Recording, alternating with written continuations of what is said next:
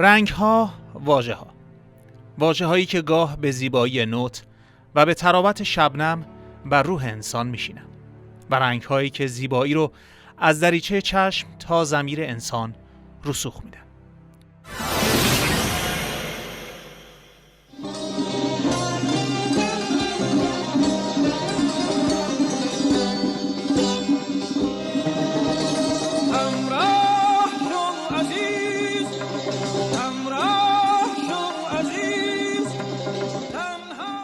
سلام.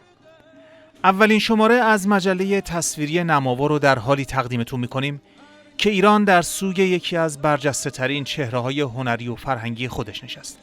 مردم ایران هماوا با استاد شجریان نوای مرگ بر دیکتاتور رو در شهرهای مختلف طنین انداز میکنن و یاد هنرمندی رو گرامی میدارن که نماوای باقی مانده از اون بازتاب دهنده نه تاریخی مردم ایران به استبداد مذهبی. هنرمندی که به خواسته های دیکتاتوری ولایت فقیه تن نداد و مراسم خاکسپاری اون با شعارهای مرگ بر دیکتاتور و مرگ بر خامنه‌ای همراه شد. بخش اول نماوا رو به قسمتی از تصنیف زیبای ای شادی آزادی اختصاص میدیم که حکایت شیفتگی مردم ایران به آزادی و فریادی مشترکی که اینطور بر حنجره شجریان جاری شد.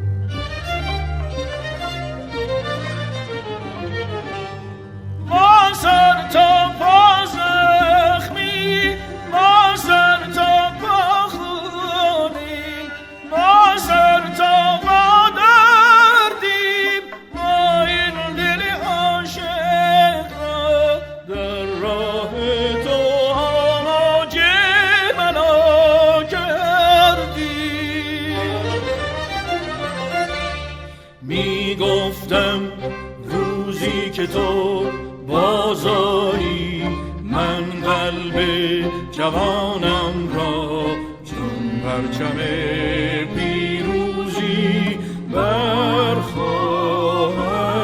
داشت. شرایط اجتماعی من که شد اینجا که من طرفداری بکنم از مردم و بیشتر از اون من حرفی نزدم. 1000 از اون چیزی که همه میدونن همه میگم 1000 گفتم، بیشترم نگفتم، ولی خیلی شده بلدم بگم همه میخوام از مسیر هنرم خارج نشم، ولی هنری که در خدمت مردم. من کار هنری می‌دارم میکنم، محبوبیتی هم که فکرش نمی‌کنم بهش رسیدم، شهرتی هم که فکرش نمی‌کنم بهش رسیدم. دیگه چی میخوام؟ ولی با مردم دارم زندگی میکنم. وقتی مردم من میبینم که در این ناراحتی و این ارتباط پیدا می‌کنم، من زبان اون مردمم. در جایی خواندم که نوید را نیمه شب بدون آنکه بداند بیدار کردند و گفتند می‌خواهیم برای اعدام ببریم. نوید که پهلوان بود با پاسداران تباهی درگیر شد تا آنکه مجبور شدند نیروی کمکی بیاورند.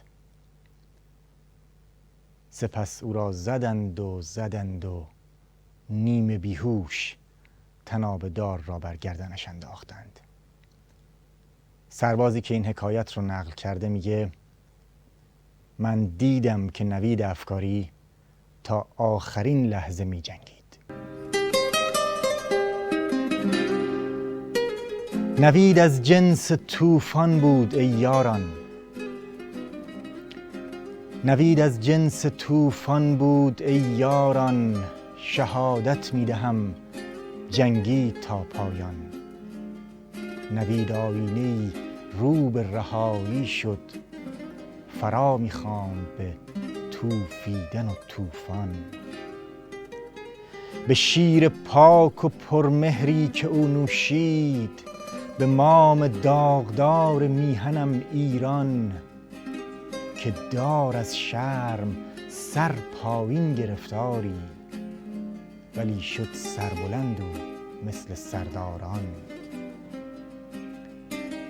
به این که خواب را از دیده ها برد و، شهادت می دهم چون شعر بیداران. به این که تشنه بود و تشنه و عاشق، شهادت می دهم چون بارش باران. شهادت می دهم او شورشی مردی، که برشورید بر ظلم تبرداران. شهادت می دهم او شیردل جانی، که بر جانش قسم خوردند عیاران.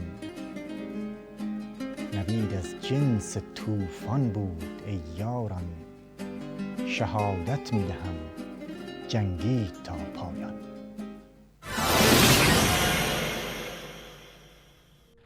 در سینما فیلمبرداری یکی از مهمترین پایه‌های هنر هفتم به حساب میاد. در تاریخ سینما شاهد ظهور مدیران فیلمبرداری بسیاری بودیم که میتونیم به چهره‌هایی همچون گرگ تولند، فردی یانگ، رابرت ریچاردسون، سون نیکویست، امانوئل لوبسکی اشاره کرد. در این بخش از برنامه نماوا قصد داریم آثار امانوئل لوبسکی، فیلمبردار مکزیکی ملقب به چیوو رو مورد بررسی قرار بدیم. کسی که تونست برای فیلم‌های جاذبه، مرد پرنده‌ای و از گور برخاسته 3 جایزه اسکار پی در پی برای بهترین مدیر فیلمبرداری رو به خودش اختصاص بده. امانوئل لوبسکی اخیراً به نماهایی با فاصله کانونی کم و برداشت بلند بدون وقفه معروف شد. این تکنیک اون رو میتونیم در فیلم‌های مرد پرنده‌ای، از گور برخاسته و آرزوهای بزرگ به روشنی ببینیم.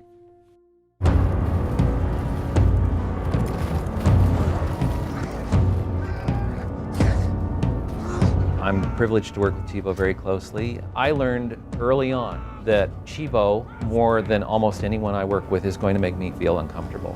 It's a revelation that, oh my gosh, I would never have anticipated this to look this way. Emmanuel Lubezki, also known as Chivo.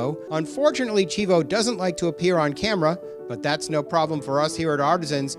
We got some of Chivo's fellow cinematographers and his digital colorist, Stephen Scott, to give us their insights into an artist working at the top of his game. Chivo is my favorite, one of my favorites. I love him. I love him as a person. I love his photography. And there's something about his photography in a very subtle way that's just so beautiful and magical. It's hard to describe because it's not really a visual thing, but it makes you feel a certain way. When you feel that, you go, ah, that's Chivo. It's a feeling of authenticity, immersiveness, organicness, exploration. I'm always in shock when I look at his images. I almost feel like a physical gasp. And it's like, oh my God, how did you ever think to capture this? What was your conversation like regarding The Revenant before production? Frankly, it was a little terrifying because we all knew that it was going to be shot in the middle of nowhere in horrible weather conditions with very little lighting, no lighting, and that it was all going to be very unnatural. It was a really new way of working. It wasn't like he shot some stuff and didn't know what he was going to do with it. He had actually planned it out quite brilliantly, I think.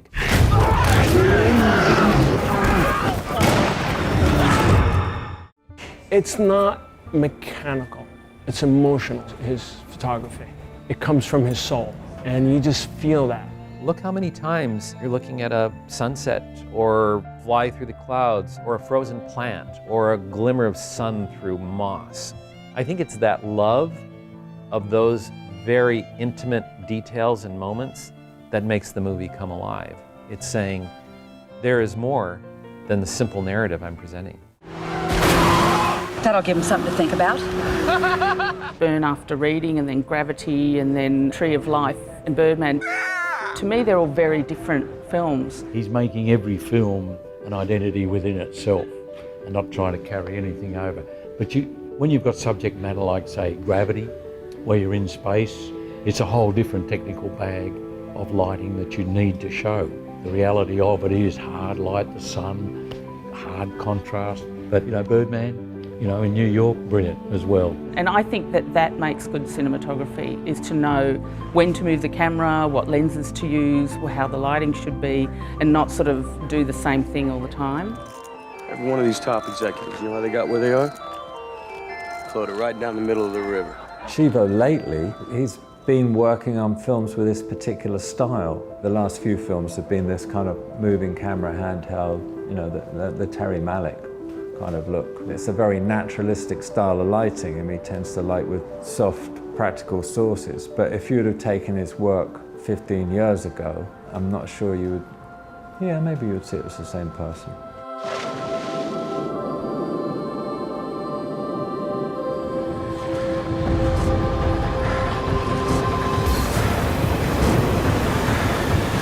What I see in his work is how he is at a level where he's not afraid anymore. And it's amazing to see. All of these little pieces that are thrown in, vistas, landscape, clouds, what does that have to do with anything? It moved him at that moment to shoot it. And as an artist, he couldn't resist capturing it. He's so confident that there's nothing he cannot do. And I think there's a beauty in that. I think that's the thing that I find so revolutionary about him, is he doesn't wait around to be told, here's the place of the DP. He says, here's where we should be, and I'm going to be there, try to stop me. It should be liberating for everyone to know that there's somebody like Chivo out there saying, guys, follow me. I'm putting myself out there, and you all should as well.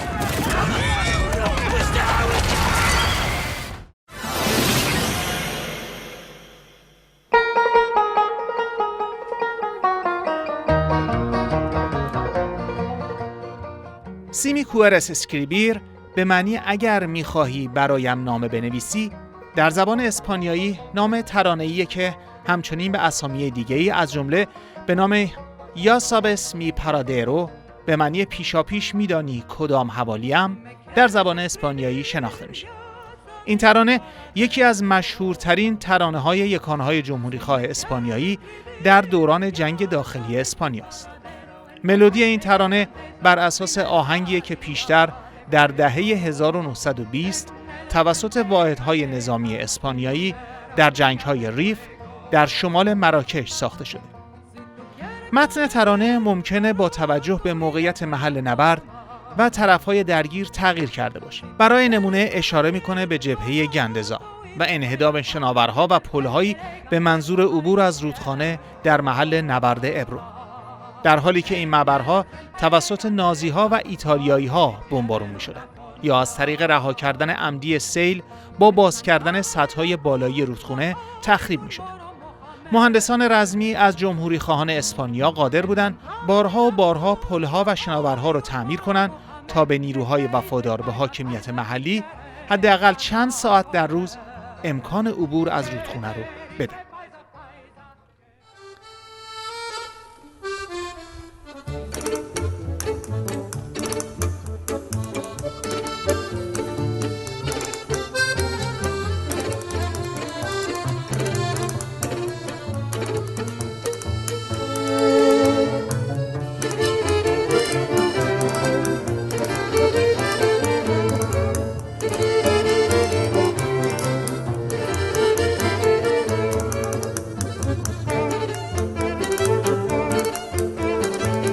Si me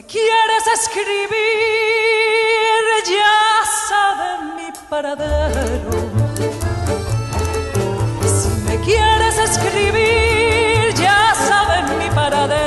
el frente de batalla, primera línea de fuego. Y en el frente de batalla, primera línea de fuego.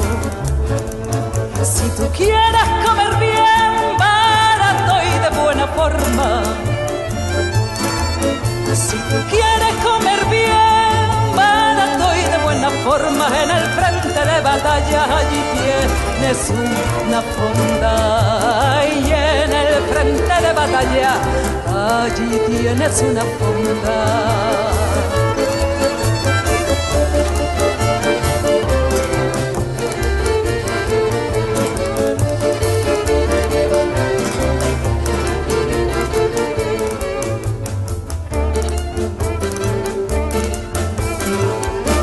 La entrada de la fonda hay un moro Mohamed. Y en la entrada de la fonda hay un moro Mohamed que te dice pasa, pasa, ¿qué quieres para comer? Que te dice pasa, pasa, ¿qué quieres para comer?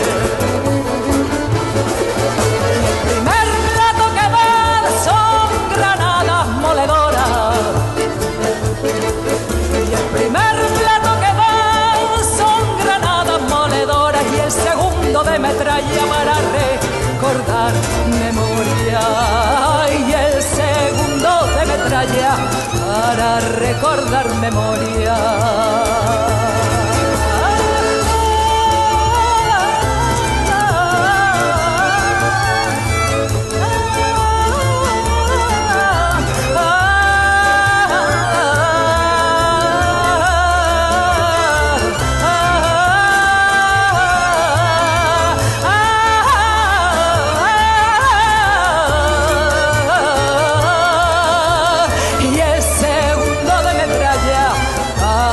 Recordar memoria.